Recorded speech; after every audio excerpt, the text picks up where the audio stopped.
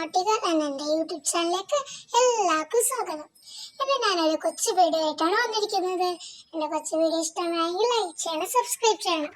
കഴിഞ്ഞ ദിവസമായി ഞങ്ങളുടെ വീട്ടിൻ്റെ സിറ്റൗട്ടിൻ്റെ അടുത്ത് നിന്നും ഒരു കുഞ്ഞിപ്പൂച്ചയുടെ ശബ്ദം കേൾക്കുന്നുണ്ടായിരുന്നു. എത്ര നോക്കിയിട്ടും കുഞ്ഞിപ്പൂച്ചയെ കണ്ടില്ല. ഇന്ന് രാവിലെയാണ് മനസ്സിലായത് ഒരു മതിലിൻ്റെ ഉള്ളിൽ നിന്നാണെന്ന്. എൻ്റെ വാപ്പി കുറേ നോക്കി, എന്നിട്ടും അവിടുത്തെ കല്ലൊന്നും പൊട്ടുന്നുണ്ടായിരുന്നില്ല.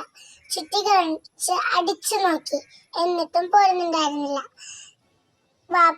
ഒടുവിൽ വാപ്പിയുടെ കൈ മുറിഞ്ഞു, കുറേ ചോര പോയി.